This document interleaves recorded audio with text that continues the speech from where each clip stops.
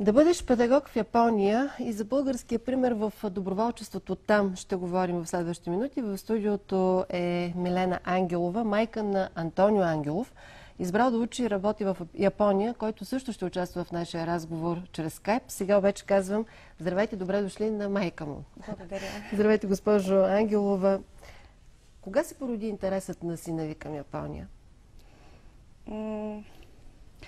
Породи се още по време на гимназиалните му години тук във Варна, когато учеше в пета гимназия с английски и немски език. Именно, точно езико гимназия, но не към източните езици ориентирана. Да, точно тогава се породи интереса, или по-скоро точно тогава аз разбрах за този интерес, тъй като той отправи въпрос къде би могъл да изучава японски език във Варна, при което аз не бях в състояние да му отговоря, или поне не положително. Но след известно време той отново се върна на тази тема, казвайки, че благодарение на Светлана Иванова, преподавател в Софийския университет, специалист по история на Япония, която е от Варна, има възможност през събота и неделя да посещава курсове по японски език. Тук във Варна? Тук във Варна. И така започна всичко? Да. А как реши точно пък към Япония и към японски език, а не примерно към корейския, или дори ако е източната култура, или към китайския? Аз също съм си задавала този въпрос, откъде се е породило това желание.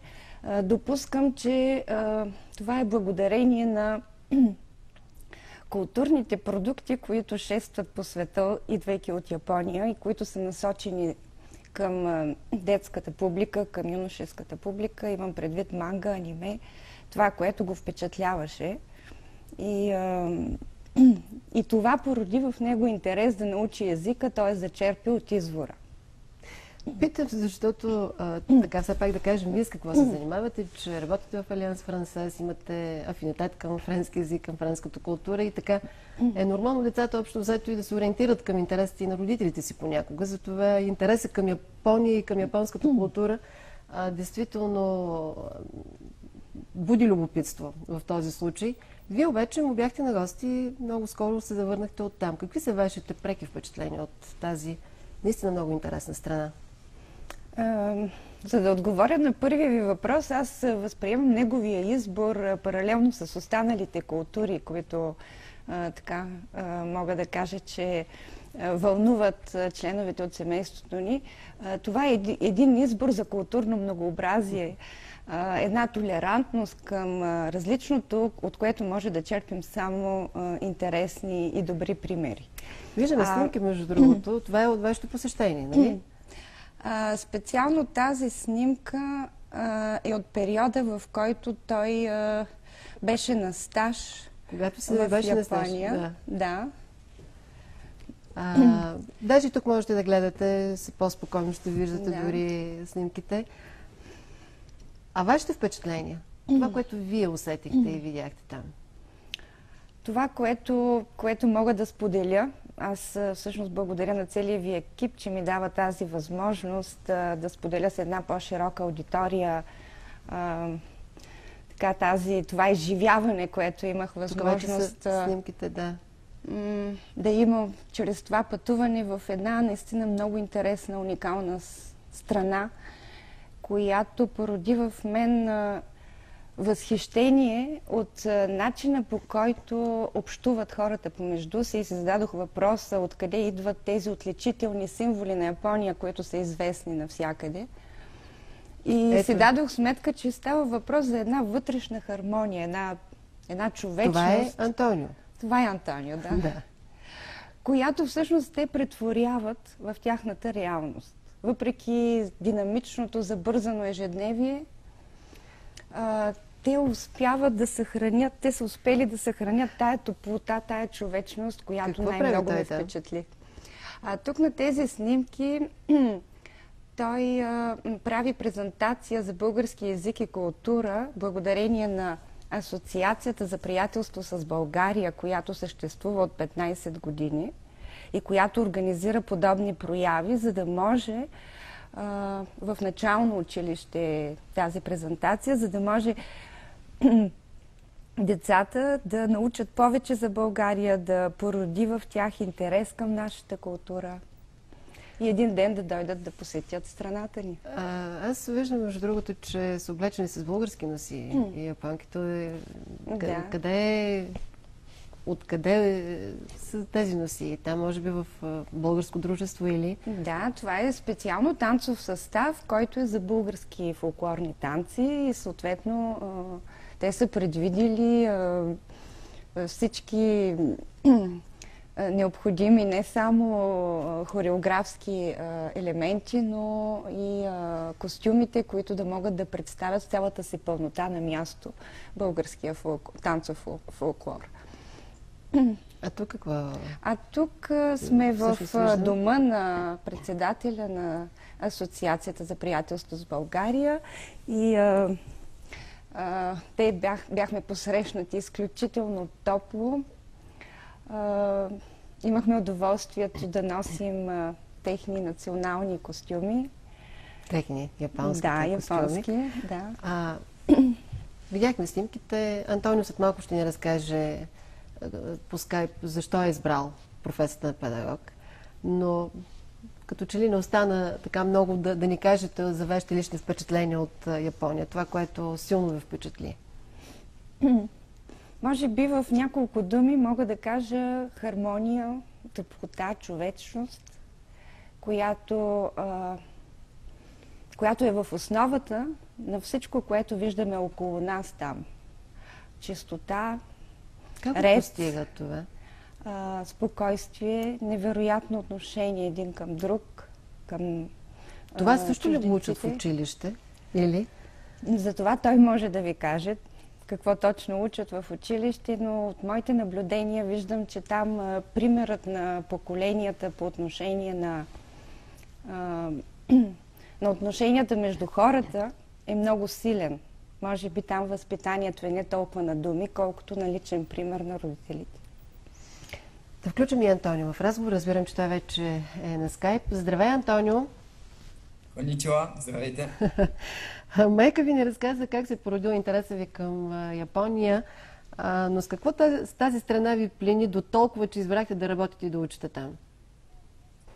Ами, както майка ми разказа преди малко, аз от малък още изпитвам много силен интерес към Япония, към това, което тя представя като модерна култура, анимациите, игрите, мангата, но преди 6 години имах невероятната възможност да посетя Осака и за тези 2 седмици, които прекарах там, аз се срещнах с японците, изпитах японския начин на живот и преоткрих един нов свят. И всичко това ме докосна изключително дълбоко. Чувствате се добре там? Да, чувствам се страхотно, защото просто тази отдаленост между хората, отношенията, които имат между си, аз много рядко съм ставал свидетел на такова нещо. Просто съм впечатлен изключително много от начина, по който се отнасят един към друг. Разкажете ни за работата си в Япония. Какво означава да си педагог там? Да си педагог означава не само да преподаваш по своята специалност, това, в което си най-добър, а да учиш и децата на морал в всяко едно отношение.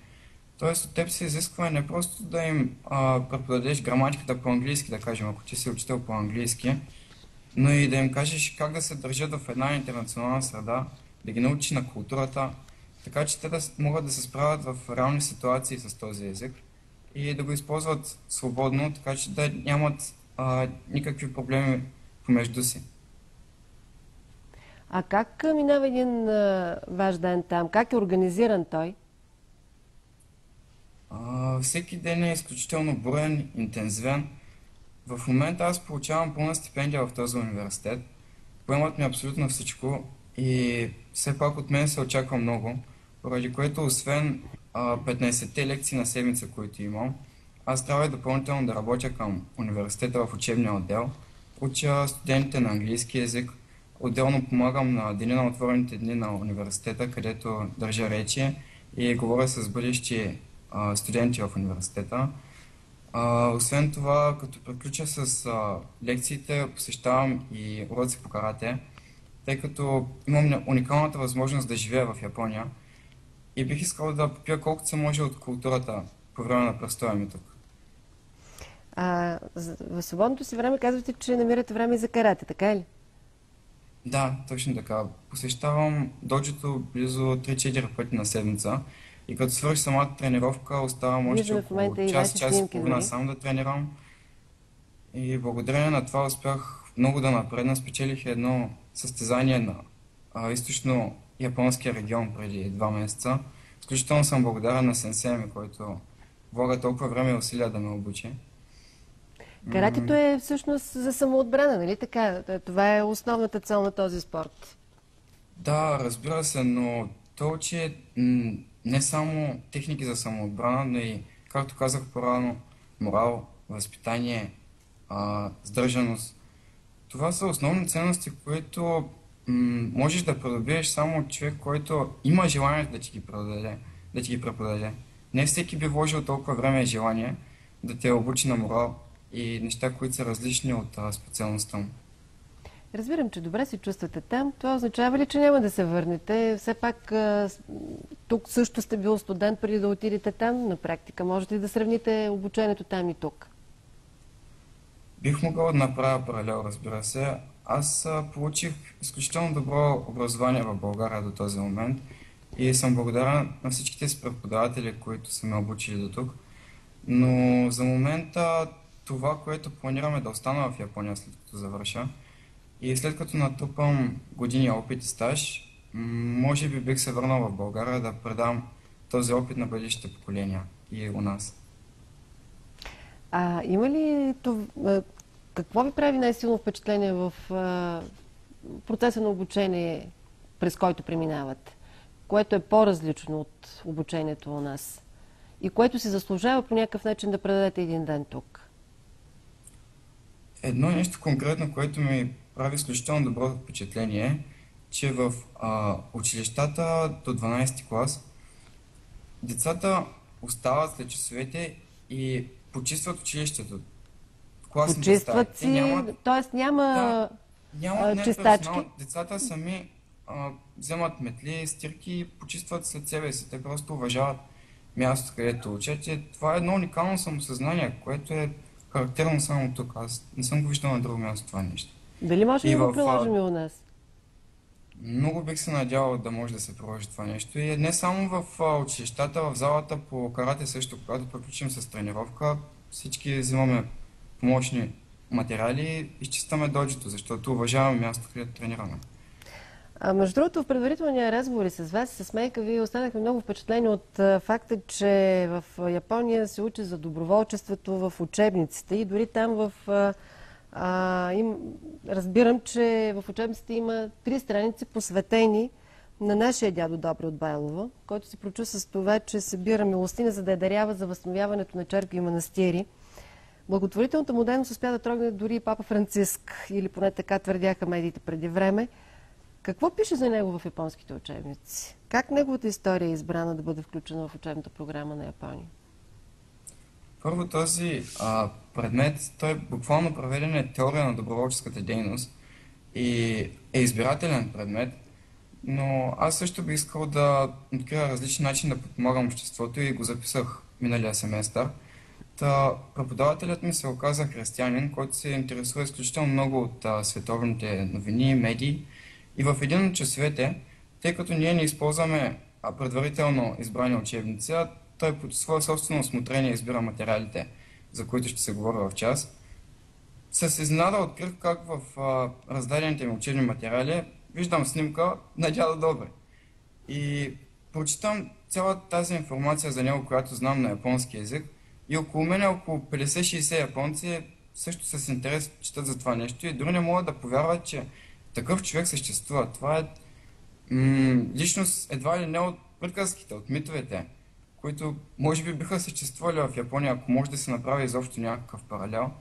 И самата възможност, уникалността да има и български студент там, който да потвърди написаното там, допринесе за един страхотен урок, който мисля, че може да бъде осъществен само в този университет. Антонио, какво означава да си доброволец в Япония?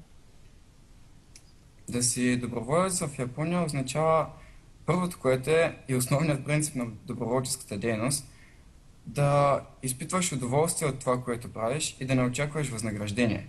Тоест, това е нещо самоотвържено, правиш го от свое собствено желание и естествено хората признават това, което ти правиш за тях, но ти трябва да си щастлив само на това, не трябва да очакваш нещо от тях.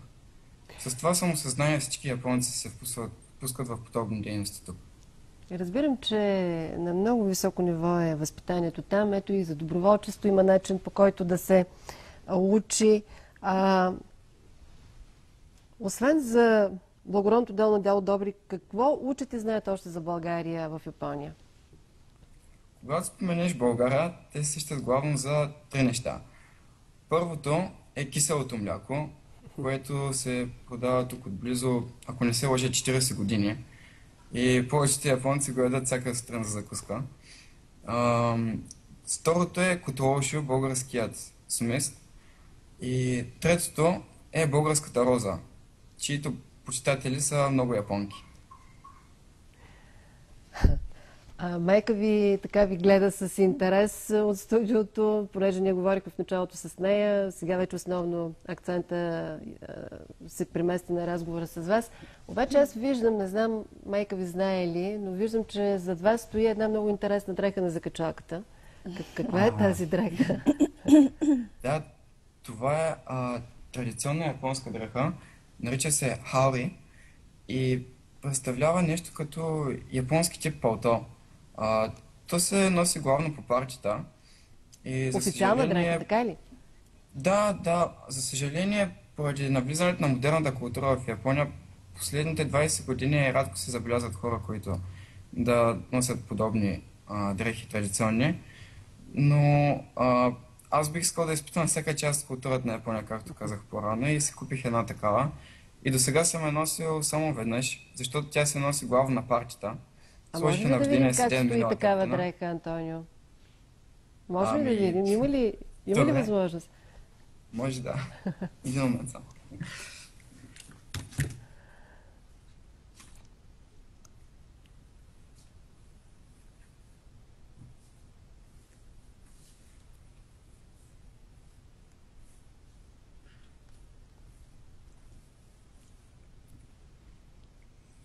Съжалявам, че е малко тясно тук. Мисля, че достатъчно добре успяхме да видим. От кога имате тази дреха? От ноември месец миналата година. Мой преподавател, който ме подпомага много в Япония, ме заведе на пазар за дрехи втора употреба, където има най-различно разнообразие от традиционни и кимона и такива палта като това. И просто ми го подари от любов към мен и към държавата ми. Той е идвал и в България много пъти. Изключително съм благодарен за това, за този жест. Аз много се радвам, че имахме възможност да проведем този разговор и се надявам живот и здраве вече не през скайп, а тук в студиото във Варна да си говорим повече за това, което правите и учите там. Благодаря ви още веднъж. Продължаваме нататък.